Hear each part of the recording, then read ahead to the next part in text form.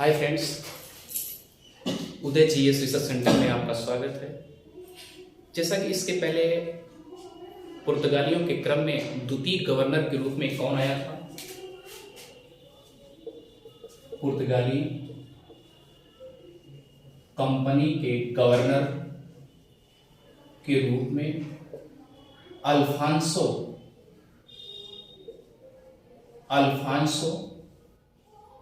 De Albuquerque आया था।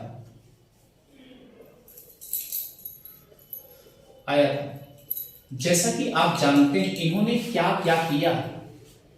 उधर सती प्रथा को अंत करने का भी प्रयास किया और 1509 से लेकर के 1515 तक इसका कार्यकाल रहा। तो जैसे 1509 में आया, 1509 में जैसे ये आया, तुरंत क्या किया? 1510 में गोवा को छीन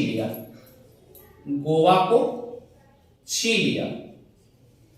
अब आप अपना दिमाग लगाइए, गोवा को जब छीन लेगा तो भैया गोवा उसके कब्जे में हो गया ना।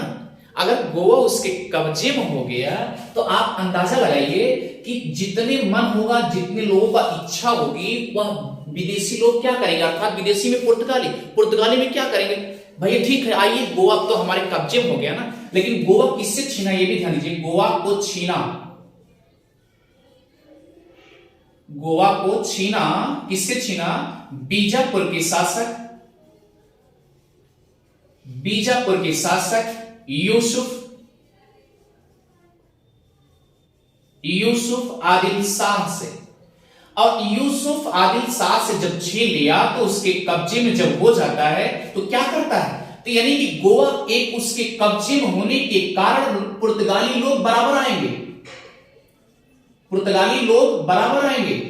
और बराबर आने का मतलब यह है कि जब भी इच्छा हो आप चले आइए, कोई दिक्कत नहीं है। यानी जिस प्रकार से मैंने एग्जांपल दिया कि जिस प्रकार से एक विंडो या खिड़की खुली होती है या दरवाजा खुला होता है, उसमें क्या करते हैं? मच्छर भी आते जाते रहते, पब्लिक भी आती जाती रहती। कहानी मतलब खिड़की से तो नहीं आ सकते पब्लिक, लेकिन दरवाजे से तो पब्लिक आ ही सकती है ना। तो सेम कंडीशन इसी तरीके से गोवा में भी पब्लिक का आना जाना लगा रहता था।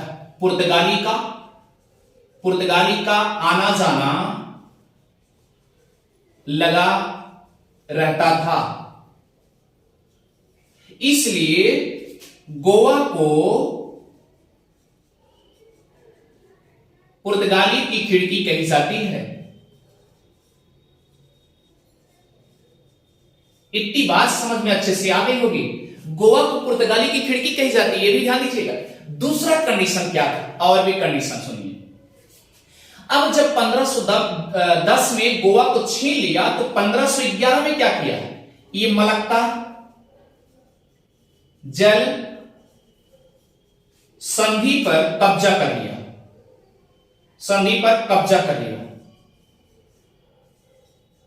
अब याद रखिए, मलक्का जल संधि जो है,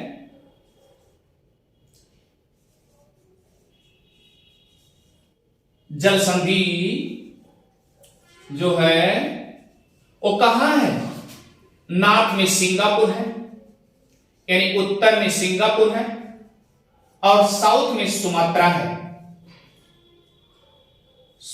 है। इन दोनों के बीच में याद रखिएगा एक कौन सी जल संधि है? मलक्का। ये मलक्का जल संधि है। अब सोचिए 1515 में इन्होंने क्या किया? इनके कार्यकाल में क्या हुआ? ये हारमुज के जल संधि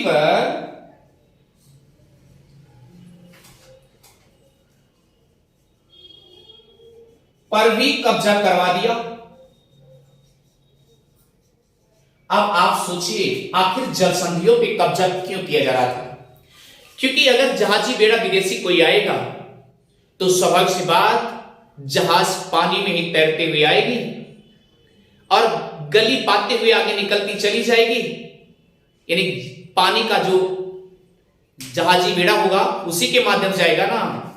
तो ये समझिए, कहने का मतलब कि अगर हम जलसंधियां पे अगर आप अटैक करके कब्जा कर लेंगे तो ये ना कोई सिंगापुर जा पाएगा ना सुमात्रा जा पाएगा, क्योंकि आपको पता है ना इंडोनेशिया भी क्या था, मसालों का द्वीप था। यहां भी क्या होते थे, यहां भी मसाले मिला करते थे।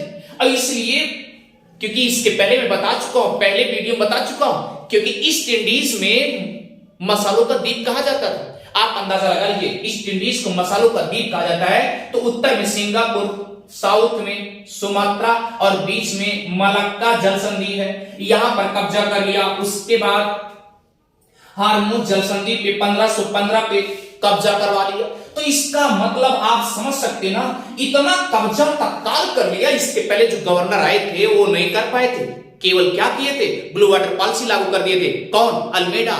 दूसरा कंडीशन था, ये बात तो समझ में अच्छे से आ गई होगी सबको। अब दूसरा कंडीशन था कि इसीलिए जब इतना सब जगह कब्जा कर लिया, गोवा को अपने कब्जे कर लिया, तो यहां कुछ न कुछ अब फैक्ट्रियां भी स्थापित की जाएगी। कहां पर? गोवा में। तो दूसरा कंडीशन क्या बनेगा, इसको मतलब अल्बुकर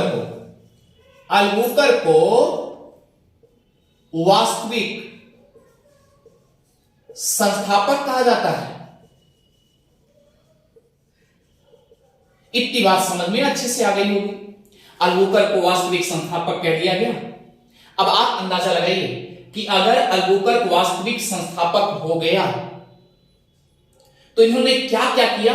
पहली चीज, राजा राममोहन राय के सती प्रथा के पूर्वगामी बने। क्लियर? इन्होंने रोक लगाने का और क्या नाम, विधवा विवाह इन्होंने प्रचलन किया। विधवा विवाह यानी जो भी विधवाएं औरतें हैं उनसे भी शादी की जा सकती है, प्रेरित कर रहा था। कौन? अल्बुकर कर रहा था। इसीलिए ये सब सारे मैटर मिलने के बाद अल्फांसो डी अल्बुकर को क्या कर दिया गया, पुर्तगाली कंपनी का संस्थापक कह दिया। इतनी बात अच्छे से समझ में आ गई। दूसरा कंडीशन क्या था, एक चीज ध्यान दीजिएगा, ये जो अल्बुकर है गोवा में आने के पहले, गोवा कब्जा करने से पहले इसे हिंदुओं से चिढ़ नहीं थी, क्रिश्चियन से चिढ़ नहीं थी। अगर चिढ़ थी, नफरत रखता था तो केवल मुस्लिम से रखता था। ये अल्बुकर जो है केवल अगर चिढ़ रखता था केवल मुस्लिमों से रखता था। यानी इसका मतलब आप समझ सकते हैं, जो शादी के लिए प्रेरित किया होगा वह हिंदू महिलाएं होंगी, मुस्लिम की महिलाओं से शादी करने के लिए प्रेरित भी नहीं किया होगा। इतनी बात समझ में आ गई। अब आगे चलते हैं स्टेप पे। अब तीसरे गवर्नर के रूप में कौन आता है इसको देखते हैं। इसे मिटा दें, आप लिखना चाहें आप लिख लीजिएगा और आगे चलते हैं तीसरे गवर्नर के रूप में। द्वितीय गवर्नर हो गया अल्बुकर के रूप में। तृतीय गवर्नर पुर्तगाली कंपनी के तीसरे गवर्नर के रूप में कौन आता है? वास्को डिगामा आता है। भैया पुर्तगाली कंपनी के तीसरे गवर्नर के रूप में कौन आया? वास्को डिगामा आया। कब? 1523 से लेकर के 27 तक, यहां तक डाटा दिया गया। इसके बीच में कार्यकाल खाली रहा होगा। दूसरा कंडीशन कि अगर ये तीसरे गवर्नर के रूप में आया, इसके पहले क्यों तीसरे रूप में आया? क्या वास्को डिगामा इसके पहले भी तो आया था? तो याद रखिए, पहली बार 1498 में आया था तो ये नाविक बन के आया था। दूसरी बार जब आया तो 1503 में आया था। याद रखिएगा, ये भी नाविक के रूप में आया था। लेकिन जब तीसरी बार आता है तो इसका कार्यकाल दिया जाता है, क्योंकि इसके पहले हमने आपसे बता दिया भैया तीसरी बार आएगा तो क्या आएगा? गवर्नर बन के आएगा। तो अगर आपसे कभी भी कोई पूछे कि वास्को डी गामा भारत पुर्तगाली के रूप में भारत आया था, तो 2 बार नाविक के रूप में आया था और तीसरी बार जब आया था तो गवर्नर के रूप में आया था। इतनी बात समझ में आ गई होगी। तो दूसरा कंडीशन ये हुआ, जो वास्को डी गामा पहली बार अगर धरातल पे, भारत के धरातल पे उतरा है, आया है, तो वही यादगार करके, यादगार बना करके, तो आपने हमसे आपको हमने ये बताया कि सबसे पहले कप्पड़ गांव में यहीं पर इसकी मृत्यु भी हो जाती है 1527 में। यहां पर गोवा में तो मृत्यु हुई, लेकिन इसकी समाधि जो है कप्पड़ गांव में ही बनाया गया। याद रखिएगा, कप्पड़ गांव में ही बनाया जाता है इसकी समाधि, यहीं पर मृत्यु हो जाती। ये बेचारा जब तीसरे कार्यकाल के रूप में आया था तो गवर्नर के रूप में आया था। इतनी बात समझ में आ गई होगी। आइए चौथे गवर्नर के रूप में चलते हैं। चौथा गवर्नर क्या करता है? चौथे गवर्नर के रूप में, चौथे पुर्तगाली गवर्नर के रूप में कौन आता है? Nuno da Cunha. Nuno da Cunha. अब याद रखिए, ये 1529 से लेकर के 35 तक, इतनी बात समझ में आ गई होगी।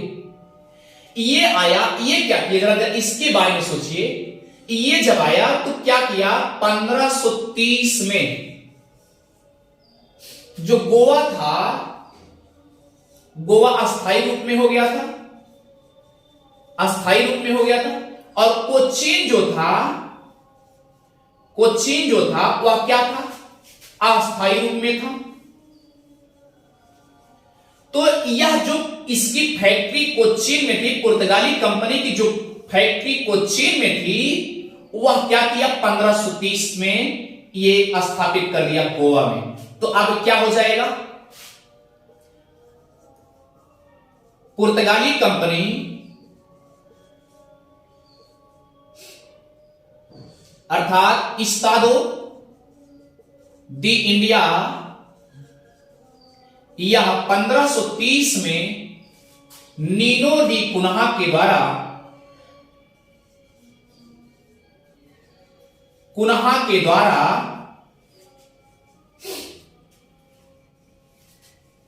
गोवा में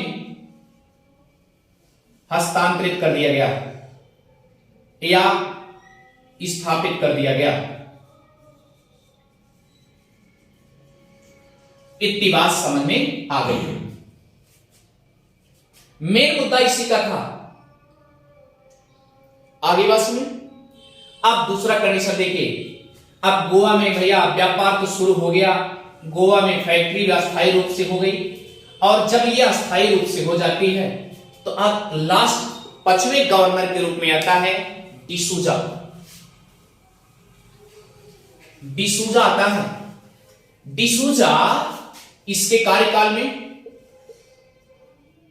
डिसूजा 1542 से लेकर के 45 तक, इनके कार्यकाल में अब ध्यान दीजिए, जैसे मान लीजिए कोई अगर आप जिसे श्राद्ध रूप से, साधक रूप से, या आप मानवता के रूप में अगर किसी को गुरु मान लेते हैं, तो गुरु के ऊपर कभी आंच नहीं आती। आप क्या करते हो, गुरु जी आप थोड़ा दूर रहिए, सबसे पहले मुझे निपटने दीजिए, आप यही कहते हैं ना। तो सेम कंडीशन डिसूजा के कार्यकाल में ही पुर्तगालियों के गुरु आए थे, सेंट जेवियर्स। कौन आए थे? Saint Xavier's. इसके पहले अभी तक क्रिश्चियन के गुरु नहीं आए थे। अगर आपसे पूछा जाए कि अगर सेंट जेवियर्स जो गुरु हैं क्रिश्चियन के, कब आए थे, किसके कार्यकाल में आए थे, तो किसके कार्यकाल में आए थे? डिसूजा के कार्यकाल में आए थे। लेकिन डिसूजा जब गुरुजी अगर आ गए तो अब तो और रुतबा बढ़ेगा ना सबका। तो ये डिसूजा क्या करता है, इधर देखिए, जब आप भारत की तरफ, ये जरा सा मैप में देख लीजिए आप, ये मैप है, ये इंडिया का मैप है। अब आप अंदाजा लगाइए, ये देखिए आपका क्या है, श्रीलंका है, ये भारत है। यहां पर आपको हमने आपसे बताया कि यहां रामेश्वरम है ना, तमिलनाडु के तट पर, दक्षिण तट पर रामेश्वरम एक द्वीप, छोटा सा द्वीप टाइप है, लेकिन वह द्वीप क्या है, याद रखिएगा, पेम्बन द्वीप। क्या है, पेम्बन द्वीप। इसी को आपको मैप में मिलेगा पंबन द्वीप, कंफ्यूज ना होइएगा, याद रखिएगा। अब बताइए, अगर किसी द्वीप पर मुझे जाना है और इसे इधर सटा हुआ, ध्यान दीजिए, अगर जरा सा लिंकेज है तो कोई ना कोई पुल तो होगा, बीच में पुल होगा कि नहीं होगा, कि डायरेक्ट द्वीप पे पुल चले जाएंगे। तो यहां पर कौन सा पुल है, आडम का पुल, इसी को एडम का पुल भी बोलते हैं।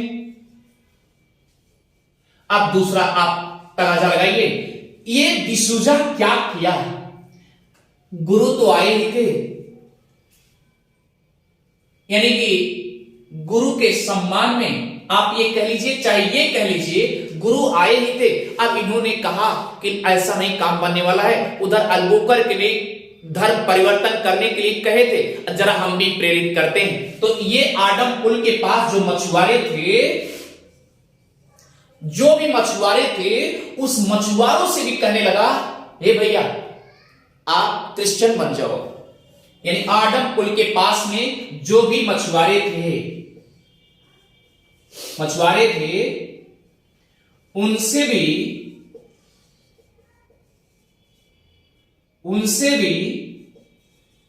कहने लगा धर्म परिवर्तन करने के लिए।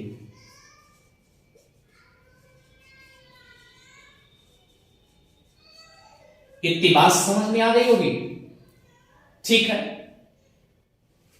अगर डिसूजा से रिलेटेड क्वेश्चन पूछा जाएगा तो कौन आए थे, अगर पूछा जाए पुर्तगाली के गुरु अर्थात क्रिश्चियन के गुरु कौन आए थे, तो सेंट जेवियर्स आए थे। आज इन्हीं के नाम पे हमारे इंडिया में क्या होता है, जो भी विद्यालय है सेंट जेवियर्स। और याद होगा इसके पहले जब वास्को डी गामा आ चुका था तो वहां पहुंचने, कोझिकोड के पास पहुंचने के बाद मरियम की मूर्ति देख लिया था, और देवी थे, ये गुरु हैं, ये भी ध्यान दीजिएगा।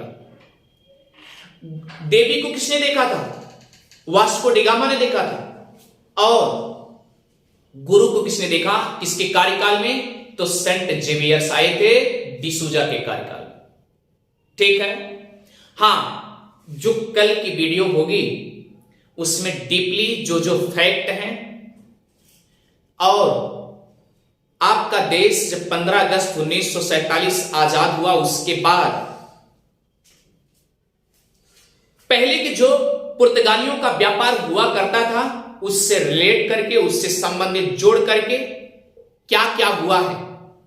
जैसे 1954 से लेकर के 1963 तक यसन राव कमेटी के तहत जो मुद्दे रखे गए, क्या क्या बातें रखी गई, नेक्स्ट क्लास में। और मैं उम्मीद करता हूं आप सब्सक्राइब करना और शेयर करना भी नहीं भूलेंगे। पुर्तगाल से संबंधित कल की वीडियो आपकी अस्थायी होगी। और दूसरा कंडीशन याद रखिएगा, अगर हम बताना ही चाहेंगे तो 1556 में गोवा में याद रखिएगा प्रेस की फैक्ट्री डाली गई थी, पुर्तगाली कंपनी की प्रेस फैक्ट्री डाली गई थी। अब इसी से प्रचार प्रसार हुआ, ठीक है। नेक्स्ट क्लास में आपके जो और फैक्ट बचे हैं उससे अपलोड कर दिए जाएंगे। Thank you.